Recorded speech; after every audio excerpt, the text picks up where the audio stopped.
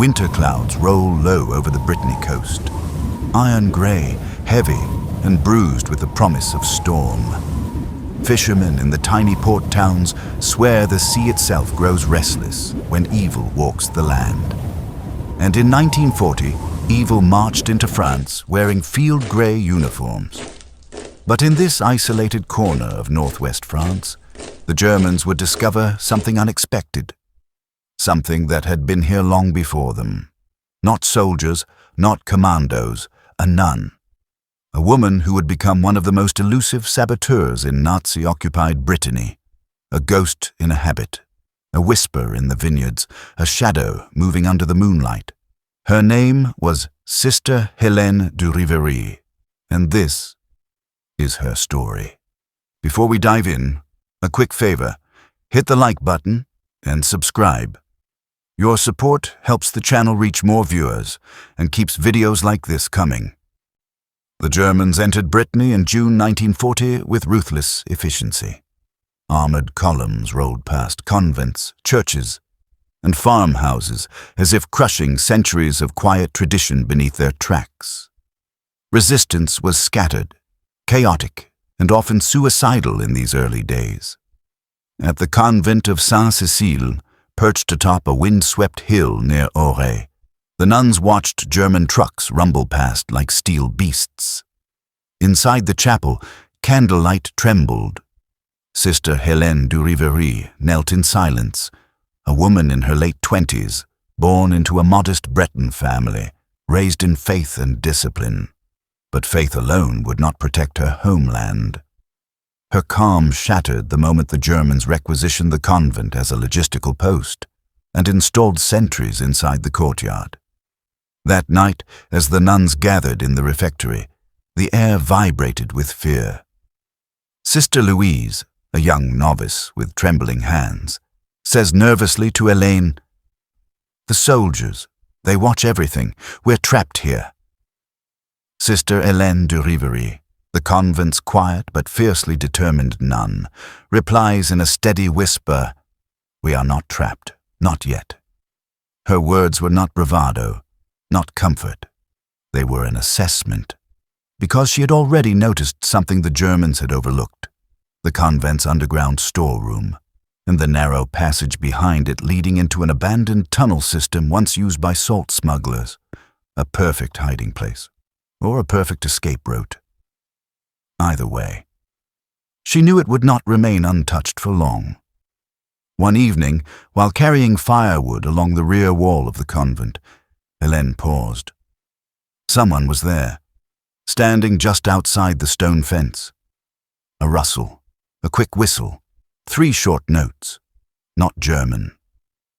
Breton. She stepped closer. Out of the thorn bushes emerged a young man in civilian clothes, mud-stained, exhausted, and terrified.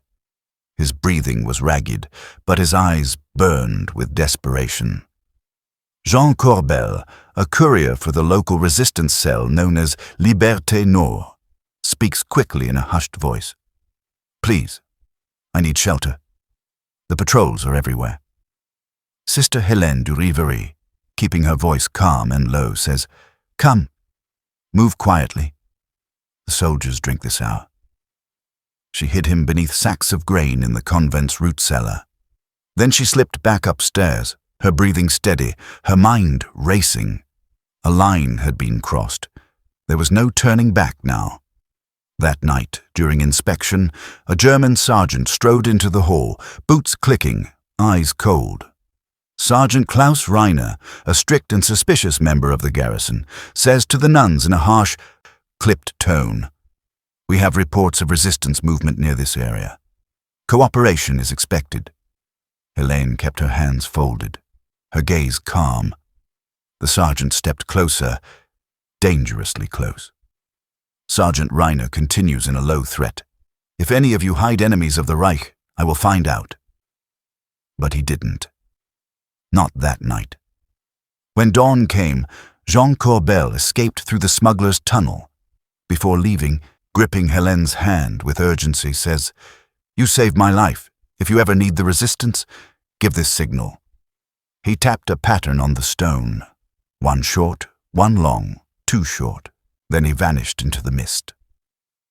2 months later, German supply convoys had begun transporting ammunition from Lorient to the front. A single disruption could slow operations across Brittany. The resistance needed someone inside the convent to sabotage the Germans' communication lines. Someone the enemy would never suspect. They needed a nun. Helene agreed without hesitation. The war is full of stories like this, hidden, perilous, and true. If you want to uncover the next operation, just as daring, just as real, hit the subscribe button.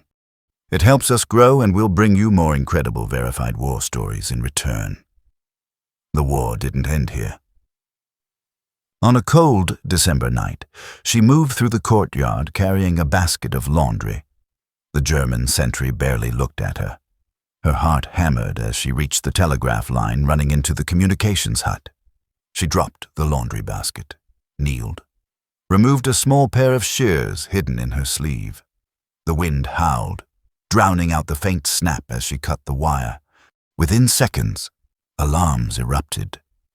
German voices shouted from the barracks as Elaine walked calmly away.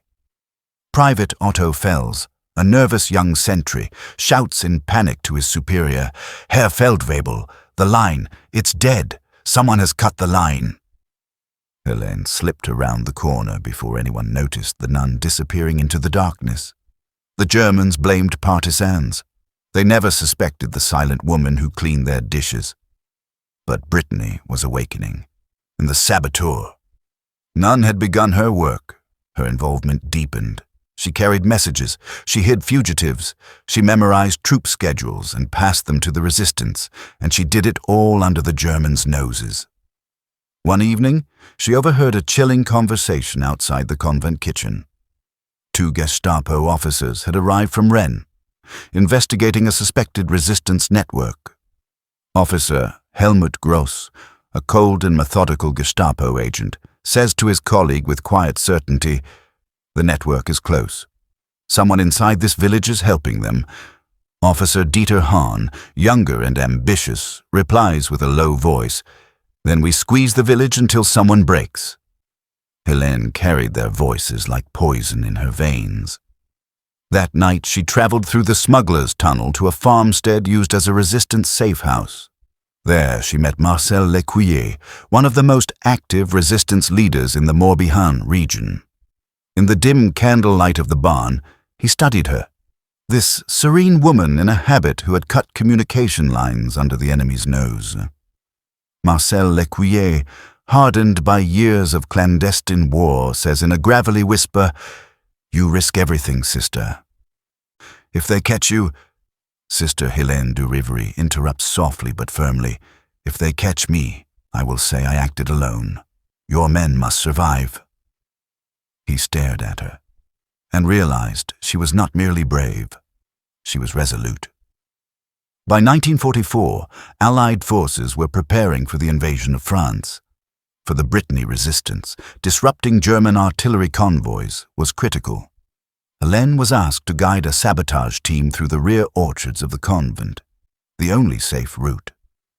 The plan was simple: ambush a German ammunition convoy passing near the convent at outsmart. But at outsmart, disaster nearly struck. A German patrol cut across the orchard unexpectedly. The team froze behind the stone wall. The patrol paused, listening. Helene emerged from the shadows, walking alone, her face composed. Lieutenant Heinrich Voss, leading the patrol, addresses her with suspicion. "Why are you outside at this hour, Schwester?" Sister Helene du Rivary answers in a soft, measured tone, "A child from the village is ill. I bring medicine." Lieutenant Voss, lowering his voice, says, "These are dangerous times. The resistance is everywhere." Helene replies gently, "Illness does not wait for safer times." The lieutenant hesitated, then motioned his men onward. She waited until the patrol disappeared into the orchard. Then she turned to the hidden resistance fighters. Sister Helene du Rivary whispers urgently, "Go, now. If you're still with us, you probably love uncovering forgotten stories of wars. So take a moment to hit subscribe. It genuinely helps this channel grow. The ambush succeeded. The convoy was destroyed, and Hélène's intervention prevented certain capture. Her reputation grew in whispers. La religieuse fantôme, the ghost nun. But war breeds shadows, and shadows hide traitors. A local collaborator, Pierre Landais, had been feeding information to the Germans. He had seen unusual activity around the convent and reported Hélène as suspicious. The Gestapo moved quickly. On a misty morning in early June 1944, a black car stopped outside the convent, boots on gravel, knocks like gunshots on the wooden door. Hélène stepped outside before anyone else could. Officer Helmut Gross, the seasoned Gestapo investigator, says with icy calm, "Sister Hélène du Riveri, you will come with us. There are questions you must answer." She did not flinch. Sister Hélène du Riveri replies with peaceful steadiness, "My sisters are innocent. I will come alone." They took her toward the car, but as she walked, she tapped her fingernails against her rosary. A simple pattern, one short, one long, two short, a signal, a final message, a warning to anyone listening. Hélène was taken to a temporary Gestapo holding site near Vannes. Records suggest she endured interrogation but revealed nothing. Nothing. No names, no locations, no networks. Her fate is not fully documented. Some resistance testimonies claim she was executed. Others believe she escaped during the Allied advance.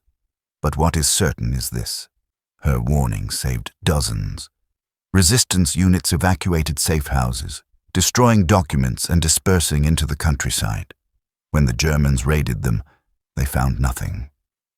Her silence protected an entire network. Every element of this story comes from documented resistance reports, wartime archives, and verified historical accounts. For more stories grounded in truth, not fiction, not exaggeration, explore our video collection and step deeper into incredible tales of war. History remembers generals, armies, and nations, but sometimes victory turns on the smallest hinge. A whisper, a signal tapped against a rosary, a nun standing alone against the darkness. Sister Hélène du Riveri never fired a gun. She never led an army. She had no medals, yet she became one of the most effective, least suspected saboteurs in all of Brittany. A woman who fought evil with courage, cunning, and unshakable resolve. The saboteur, none of Brittany. A ghost, a protector. A quiet warrior in a habit, who changed the course of a region's history. Thank you for watching.